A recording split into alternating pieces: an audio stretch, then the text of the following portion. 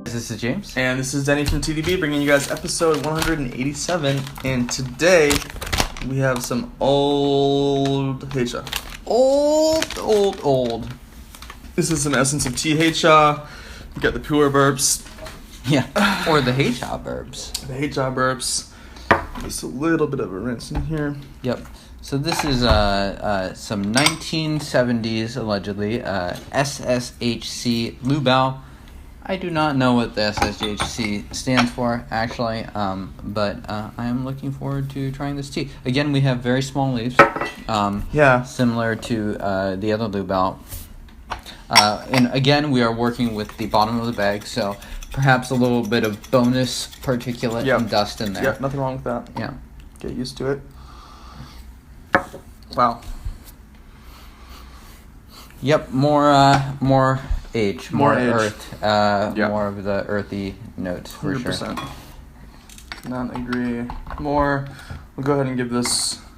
And for me personally, Denny, I've actually found that these Liubaos are a little bit easier for me to understand than some of the Hunan HAs that we had from Scott originally. Okay. Yeah. Just because they're more akin to, I guess, ripe pu'er and pu'er flavors, especially the small leaf kind. Yeah. So this will definitely be a rinse. Look at that, though. It's dark. So a nice dark rinse. So we have a solid 5 grams going on in here. Again, because we have a lot of really small chopped up leaves, and some particular at the end of the bag. This is gonna start just get going more quickly. Gotta bless the monkey. Apologize.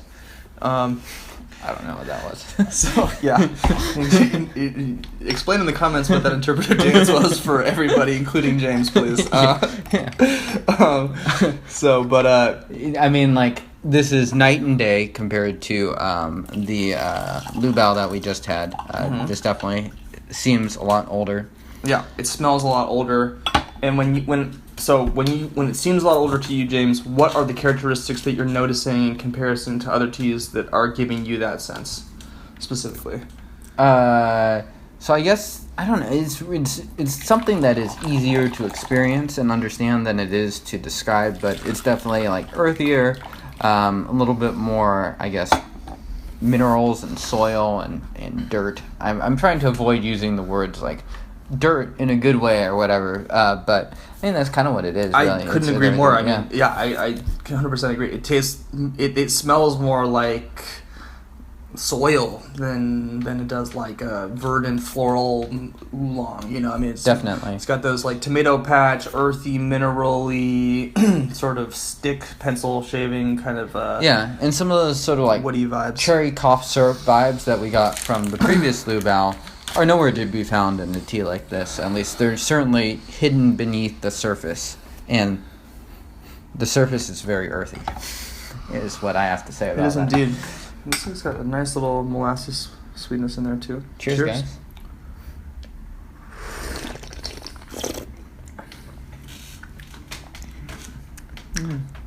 Guys. It's thick, I would say.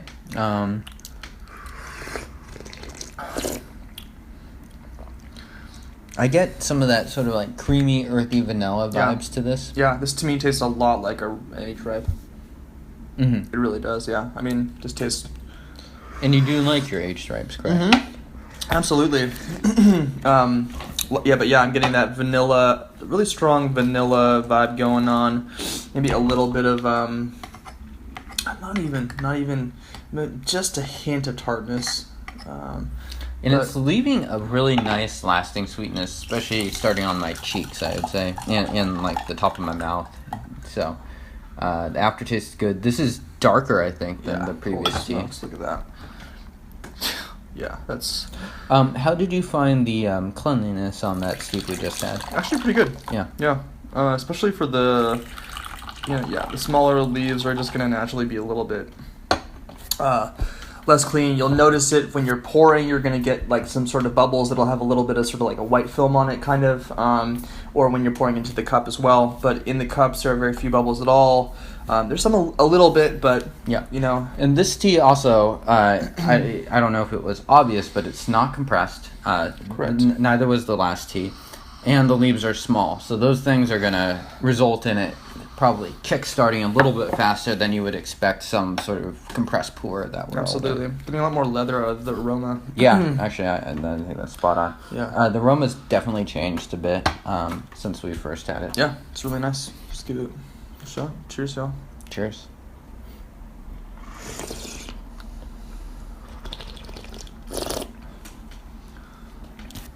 Yeah, that creamy vanilla-ness is so reminiscent of those ripes. But then it has that sort of minerally depth that you get from the age on it. This is really lovely. It would be hard, I think, for me to, drinking this blind, to know that it's from the 70s and to know that it's not a ripe. Mm-hmm. Actually. I would probably mistake this for a ripe pour. Yeah, I didn't know. but would you be able to tell that it was old at least? I would be able to tell that it has age on it. Mhm. Yeah, I think so. But you would not be able to tell if that this it's from was the from 70s. the Nixon, Carter, or Reagan, or either of the Bush eras. Yes. Okay. But if it was from a Clinton era, then good God, I would know. Yeah, it would have a very particular smell to it. Yeah. Interpret that as you will. I don't know what that means. I don't know that. We are means not either. trying to be a political show on TeaDB, so don't take that the wrong way. Of course, you know that I'll be voting for Harambe for president. So. I'm trying not to spit out this. Yeah. Focus. Laughing. Focus. Drink. All right, so I'm gonna go ahead and brew this. I'm gonna heat up the water here, and like our previous episode, we're gonna give this a stress test, add some serious heat to it, and see how it goes. I think we're probably at the point where we can do that now. I agree. Yeah. This tea doesn't have a lot of the gross container vibes. Doesn't taste. I'm not getting a lot of storage out of it. So very clean for the age. Yeah, which is great. Yeah. Something that I appreciate. I find it to be very relaxing, I guess. Yeah. Very relaxing, very warm as a tea. Sort of weighs you down to your seat. Yeah, in a good way. A second longer. And ratios, I think James said that we have something like 5 grams in here. Yep. To 90. It's smaller. It's 75. Okay, I think, wow. Yeah. So probably maybe a little bit more potent than you're used to, depending. But I think this is a great ratio for this tea. Yeah. And these older teas tend to do better with more leaf. I think so too. I think you can certainly push them. I think if you're brewing your old teas at green tea temperatures, you are making a weird mistake. Yeah. So dark. Yeah, very dark. All right. Cheers. Cheers.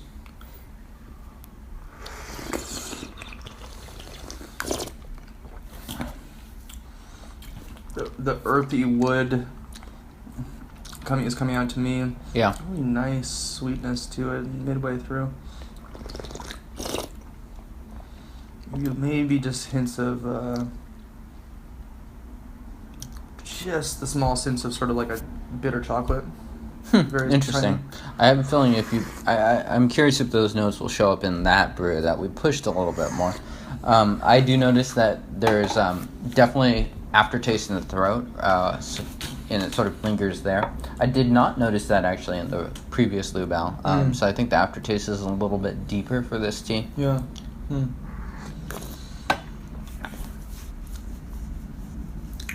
Texture. I'm getting 0 tannin. Absolutely not. Yeah. 0. Not noticing that at all. All right, so this is going to be the kind of stress this. Gave it a little bit some hot water and longer steep time. So we'll see if this brings anything more out of the cup, and we'll give it a shot. Yep. Cheers, guys. Cheers.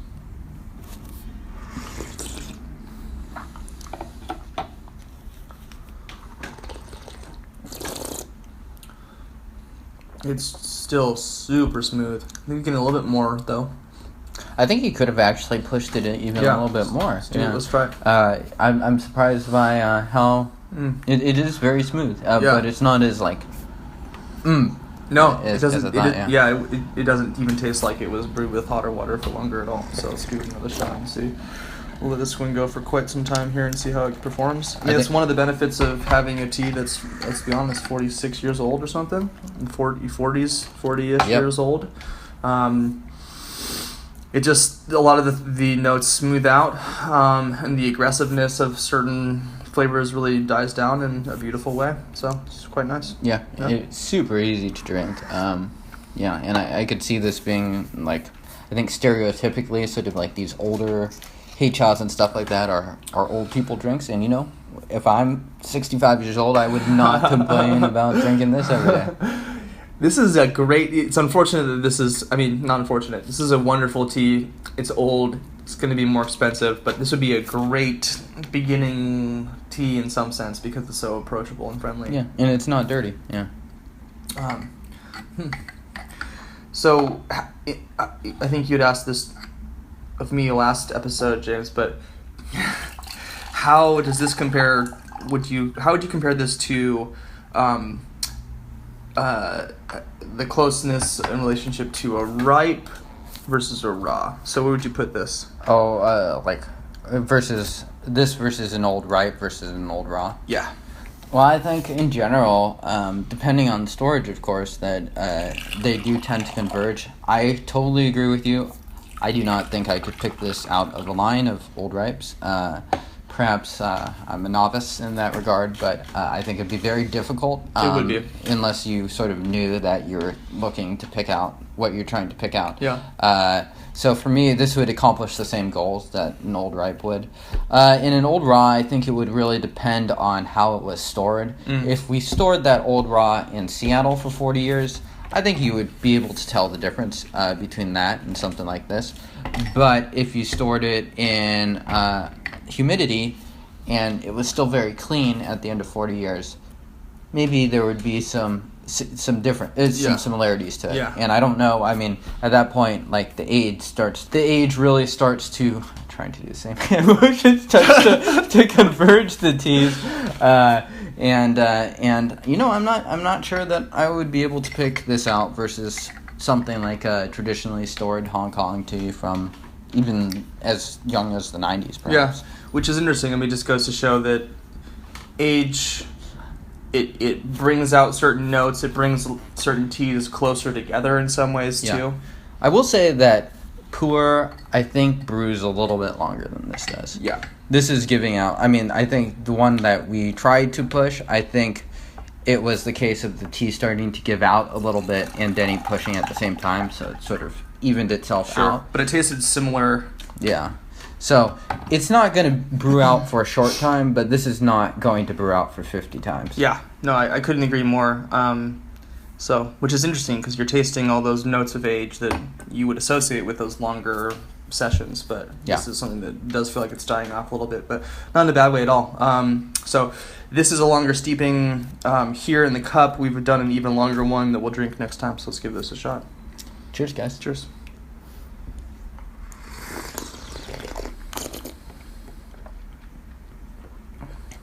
So lovely texture, super soft, nice, thick body, and it continues sort of with that vanilla creamy vibes for me. I couldn't agree more. I'm just continuously tasting that kind of.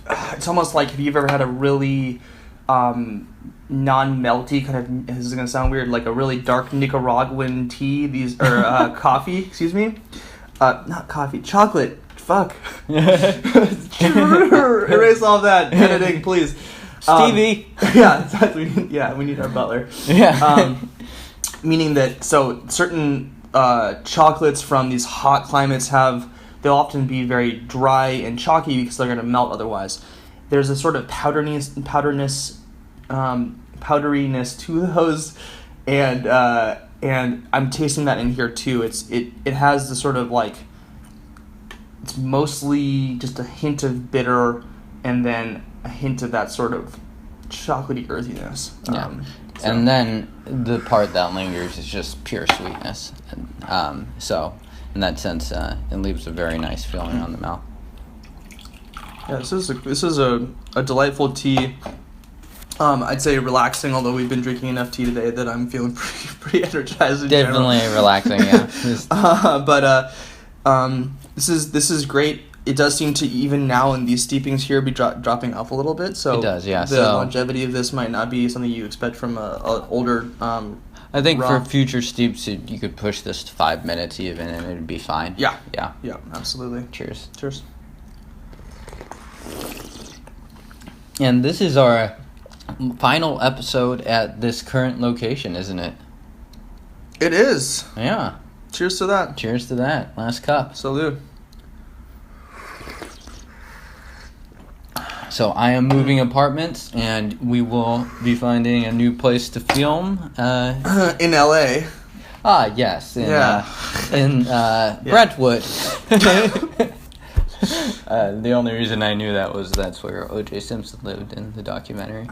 Great. Well, we'll end with that. Oh, if folks want to learn more about tea, yeah, come check us out just at give up on us. TeaDB.org. Give up on us. Essence of Tea, we've reviewed them before. They're great. Thank you This guys was again. a nice hate shot for sure. Yeah, absolutely. And thank you guys for following us for so many episodes at this location. We don't have plans to stop the show or anything like that. Yeah, of course. So don't panic. Don't. I don't know. You can still donate. That's fine. Just kidding. Yeah. So follow us on all the social medias. And is there anything I missed? Any?